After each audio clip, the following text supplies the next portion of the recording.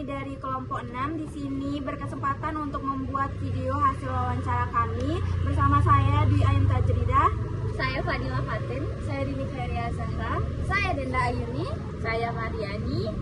Kami di sini akan membahas hasil wawancara kami mengenai topik perkembangan peserta didik. Langsung aja cek videonya. Ini saya akan menjelaskan perkembangan anak usia dini dari 6 sampai 12 tahun. Di masa sekolah dasar, anak-anak sedang belajar banyak hal, tidak hanya pelajaran di kelas, tapi juga soal sikap dan aturan. Mereka mulai bisa membedakan mana yang benar dan mana yang salah, walaupun masih berpikir secara sederhana. Nilai-nilai yang mulai dipahami anak SD suka mengikuti aturan di rumah dan sekolah, mulai mengerti kalau orang lain juga punya pendapatnya sendiri, tahu bahwa kalau melanggar aturan pasti ada akibatnya. Sikap yang tumbuh di anak usia dini sudah tidak terlalu egois, mulai bisa berbagi, mulai belajar, dan punya rasa tanggung jawab meskipun masih butuh bimbingan. Di sini ada pun penjelasan dari hasil wawancara kami. Yang pertama di sini kami menanyakan kepada anak SD, kamu paling suka pelajaran apa sih di sekolah? Anak SD pun menjawab mereka menyukai pelajaran yang gurunya mengajar dengan cara yang menyenangkan. Misalnya, guru matematika yang sering memberi contoh menarik, bermain sambil berhitung, atau menjelaskan dengan sabar, membuat anak jadi lebih semangat untuk belajar. Yang pertanyaan yang kedua, kalau kegiatan yang paling kamu suka di sekolah itu apa? Anak-anak seusia mereka sangat senang bermain, terutama permainan yang melibatkan banyak teman, seperti main bola dan voli. Bukan hanya menyenangkan, tapi juga membantu mereka belajar kerjasama dan sportivitas. Pertanyaan yang ketiga, kalau teman buat salah, biasanya kamu ngapain? Mereka sudah belajar tentang cara menegur dengan baik. Artinya, kalau ada teman yang salah, tidak boleh langsung dimarahi, tapi diberitahu dengan kata-kata yang lembut supaya tidak menyakiti perasaan teman mereka. Pertanyaan yang keempat, kalau ada teman yang duduk sendiri, kamu peduli atau enggak? Ini menunjukkan bahwa anak-anak sudah punya rasa peduli dan empati. Kalau ada teman yang terlihat menyendiri, mereka akan mendekat dan menemani supaya temannya tidak merasa kesepian atau ditinggal. Pertanyaan yang terakhir, menurut kamu kenapa sih kita harus jadi orang baik di dunia ini? Anak-anak pun memberikan jawaban yang sederhana tapi bermakna, itu agar dapat pahala, karena mereka diajarkan kalau kebaikan akan dibalas oleh Tuhan. Ada pun yang menjawab agar orang jahat berubah jadi baik karena kebaikan bisa menginspirasi orang lain. Itu pun hasil wawancara dari kelompok kami. Kesimpulannya di sini adalah anak-anak SD berada dalam tahap perkembangan penting di mana mereka tidak hanya belajar pelajaran akademik saja, tapi juga membentuk sikap dan nilai-nilai moral. Mereka mulai memahami aturan tanggung jawab dan pentingnya berbuat baik. Di sini saya akan menjelaskan perkembangan sosial dan emosional pada anak SMP. Pada anak SMP, perkembangan sosial yang pertama, pengaruh teman sebaya lebih dominan. Pada masa SMP, anak-anak mulai lebih banyak menghabiskan waktu bersama teman-temannya. Mereka jadi lebih peduli dengan pendapat teman sebaya dibandingkan orang tua atau guru. Misalnya, cara berpakaian, hobi, atau gaya bicara sering dipengaruhi oleh sekelompok pertemanan mereka. Ini wajar terjadi karena mereka sedang mencari jati diri dan merasa lebih nyaman berbagi dengan teman yang seusia. Yang kedua, ketertarikan pada lawan jenis. Di usia remaja awal, mulai muncul rasa tertarik pada lawan jenis.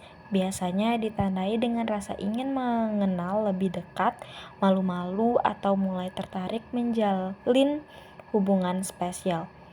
Perasaan ini adalah bagian dari proses perkembangan emosional dan sosial yang normal. Anak-anak SMP mulai menyadari perbedaan antara laki-laki dan perempuan dan tertarik untuk menjalin komunikasi lebih dari sekadar teman biasa. Ketiga, kemandirian dari orang tua. Anak-anak di jenjang SMP juga mulai ingin mandiri dan tidak terlalu tergantung pada orang tua. Mereka ingin membuat keputusan sendiri seperti memilih teman, menentukan kegiatan, atau mengatur waktu belajar. Meski kadang belum sepenuhnya bisa bertanggung jawab. Keinginan untuk mandiri ini menunjukkan bahwa mereka sedang belajar menjadi pribadi yang lebih dewasa. Selanjutnya, perkembangan emosional pada anak SMP. Pertama, perubahan suasana hati atau mood swings. Anak-anak SMP sering mengalami perubahan suasana hati yang cepat. Misalnya, pagi hari biasa merasa senang, tetapi siangnya bisa tiba-tiba marah atau sedih tanpa alasan yang jelas. Hal ini biasanya disebabkan oleh perubahan hormon dalam tubuh mereka. Karena emosi mereka belum stabil, kadang mereka juga kesulitan mengendalikan perasaan sendiri. Yang kedua, peningkatan kesadaran diri. Di usia ini, mereka mulai lebih sadar tentang siapa diri mereka, bagaimana penampilan mereka, dan apa pendapat orang lain tentang mereka. Bisa dibilang mereka jadi lebih peka kalau ada yang memperhatikan atau mengomentari. Misalnya, mereka bisa merasa malu atau canggung kalau tampil di depan umum karena mulai peduli dengan citra diri. Ketiga, pengembangan empati yang lebih dalam. Anak-anak SMP mulai bisa memahami dan merasakan perasaan orang lain dengan lebih baik. Mereka bisa lebih peduli atau kalau temannya sedih atau mulai berpikir dari sudut pandang orang lain. Ini adalah bagian dari tumbuhnya kemampuan untuk menjalin hubungan sosial yang lebih sehat dan dewasa. Itu saja dari saya tentang penjelasan perkembangan sosial dan emosional pada anak SMP. Terima kasih. Hai semuanya, di video ini aku mau jelasin tentang perkembangan nilai, moral, dan sikap pada anak SMA atau remaja usia sekitar 15-18 tahun. Kenapa ini penting? Karena di usia ini kita bukan cuma tumbuh secara fisik, tapi juga secara pemikiran dan kepribadian. Yuk kita bahas satu-satu. Pertama, kita bahas tentang nilai. Nilai itu apa sih? Nah, nilai itu adalah prinsip hidup, sesuatu yang kita anggap penting. Misalnya, nilai kejujuran, tanggung jawab, kebebasan, atau toleransi. Nah, pada masa SMA, remaja biasanya mulai masuk fase pencarian jati diri. Mereka mulai bertanya ke diri sendiri kayak, sebenarnya aku ini siapa sih? Atau pertanyaan seperti, apa sih yang penting buat aku dalam hidup? Nilai-nilai ini juga nggak datang begitu saja teman-teman, tapi dipengaruhi oleh lingkungan sekitar seperti teman, guru, bahkan media sosial loh. Mereka juga nggak langsung nurut lagi sama orang tua. Mulai muncul pertanyaan kayak, emang iya semua aturan itu masuk akal? Nah, dari pertanyaan itu, mereka mulai menimbang dan memilih nilai mereka sendiri. Contohnya nih, seperti waktu saya dan teman-teman saya melakukan wawancara kepada anak-anak SMA mengenai nilai mana sih yang lebih penting, apakah nilai kejujuran atau kerja keras. Ada yang memilih buat menjunjung tinggi kejujuran dan ada juga yang percaya bahwa kerja keras adalah kunci kesuksesan. Selanjutnya, kita masuk ke moral. Kalau nilai tadi adalah apa yang dianggap penting, moral itu lebih ke kemampuan membedakan benar dan salah.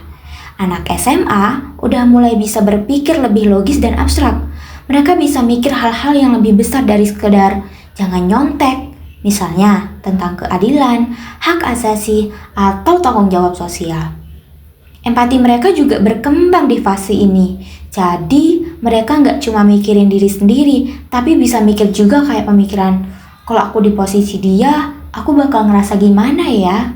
Nah, mereka mulai bertindak berdasarkan prinsip, bukan karena takut dihukum. Misalnya nih, dia bilang, aku gak nyontek, aku bukan karena takut ketahuan, tapi karena menurutku itu gak adil dan salah. Karena juga muncul konflik moral, misalnya kayak, kamu disuruh nutupin kesalahan teman, tapi kamu juga tahu itu gak bener. Akhirnya, kamu dilema antara setia sama teman atau jujur sama guru. Nah, itu tanda kamu lagi berkembang secara moral. Terakhir, kita bahas tentang sikap. Sikap itu adalah cara kita merespon sesuatu, apakah positif, negatif, atau netral. Dan biasanya, sikap itu terbentuk dari nilai moral yang kita miliki. Anak SMA mulai punya sikap pribadi terhadap banyak hal, contohnya kayak sikap terhadap pelajaran, lingkungan, politik, budaya, bahkan perbedaan antar teman. Sikap mereka mulai stabil pada fase ini, tapi masih bisa berubah kalau mereka ngalamin sesuatu yang emosional banget. Terus jangan lupa juga, kelompok pertemanan punya pengaruh gede banget. Kadang mereka mengubah sikap cuma biar bisa diterima sama teman-temannya. Dan ini gak baik ya teman-teman. Dan di usia ini, remaja juga cenderung idealis. Mereka suka mikir bahwa dunia ini kayak seharusnya begini, seharusnya begitu, seharusnya gak gini, dan seharusnya gak gitu. Misalnya, semua orang harus adil. Tapi kadang mereka belum tahu kenyataan di luar gak sesederhana itu. Contoh kasus nyatanya teman-teman, waktu kami melakukan wawancara kepada salah satu siswi SMA, kami memberikan pertanyaan mengapa ia menolak untuk menyontek waktu ujian. Jawabannya adalah yang pertama, karena dia percaya bahwa kejujuran itu penting. Nah, bisa kita lihat bahwa ini merupakan sebuah perkembangan dari aspek nilai. Yang kedua, dia juga menjawab, dia tahu bahwa menyontek itu salah dan gak adil.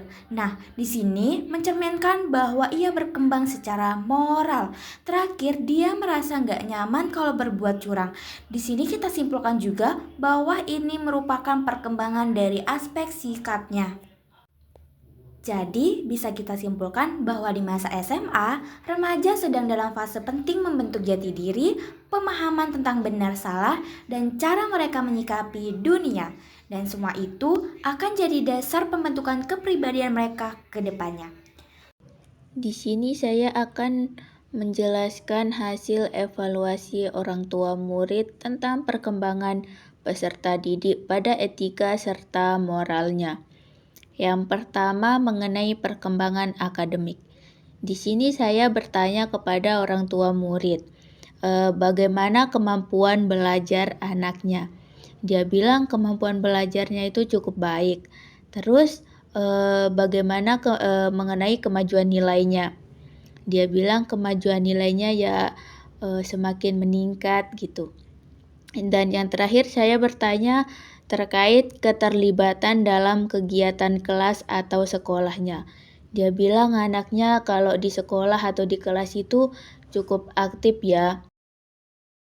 Apalagi di rumah juga dia aktif seperti main Lego, main bola, main basket gitu. Yang kedua, perkembangan etika dan moral. Yang di sini saya bertanya mengenai kemampuan menghormati guru dan teman. Ibunya bilang anaknya sangat menghormati guru dan temannya. Terus kemampuan bekerja sama dalam tim. Nah, si anak ini dalam bekerja sama dalam tim ini dia kurang ya, kayak dia lebih suka disuruh kayak individu gitu. Terus kemampuan menghargai perbedaan.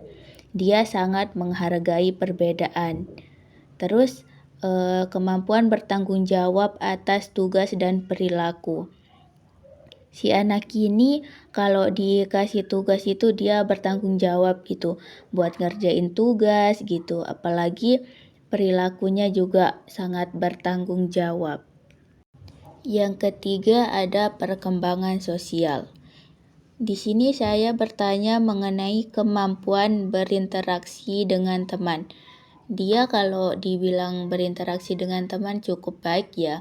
Apalagi dia kan anaknya tuh bisa dibilang cukup aktif gitu dalam segala hal gitu. Terus kemampuan mengungkapkan pendapat. Si anak ini kalau disuruh mengungkapkan pendapat ya dia cukup baik lah gitu dalam mengungkapkan pendapat. Apalagi ibunya bilang tuh dia kan kayak sering berkomunikasi lah sama anaknya ini.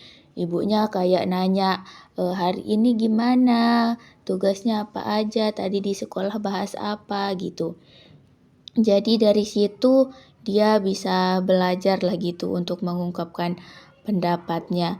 Nah, yang terakhir ada kemampuan mengelola konflik. Dia kalau misalnya nih ibunya bilang kalau ada temennya yang bertengkar gitu, dia selalu misahin temennya, terus dia bilang nggak boleh bertengkar, jangan bertengkar, nggak boleh gitu dia bilang. Jadi dia sangat bisa lah gitu untuk mengelola konflik. Terus dia juga tahu mana yang benar, mana yang salah gitu. Di sini ibunya bilang anaknya itu sudah menunjukkan kemajuan yang signifikan dalam kemampuan belajarnya. Namun masih perlu ditingkatkan kemampuan bekerja sama dalam tim.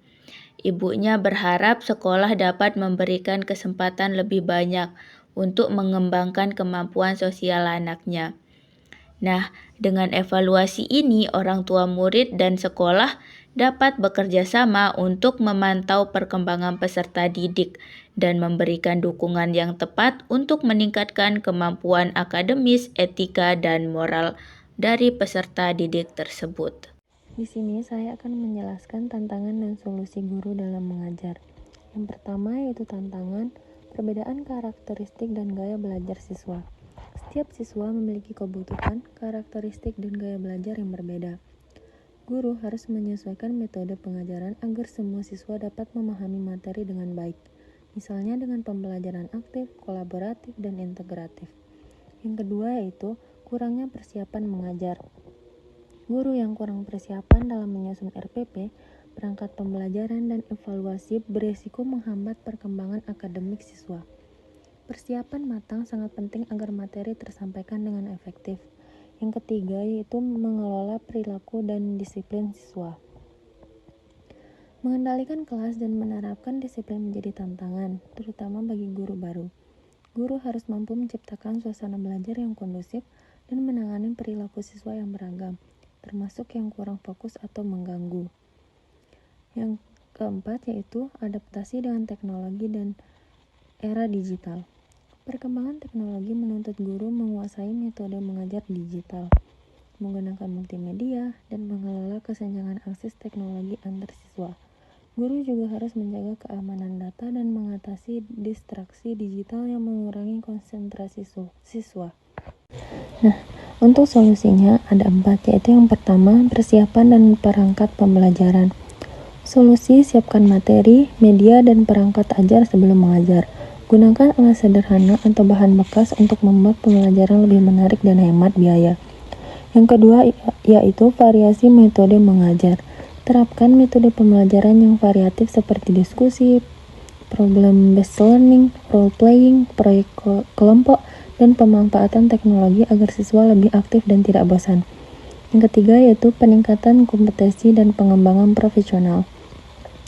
Ikut pelatihan, workshop, atau program pengembangan profesional, baik secara daring maupun luring, seperti in-house training di KKG atau MGMP, atau pelatihan online melalui media sosial. Dan yang keempat atau yang terakhir yaitu integrasi teknologi. Manfaatkan teknologi digital untuk pembelajaran interaktif seperti video, aplikasi, atau platform daring agar materi lebih mudah diakses dan menarik bagi siswa. Baik, itu saja hasil wawancara dari kami kelompok 6 dan semoga bermanfaat untuk kita semuanya. Bye-bye.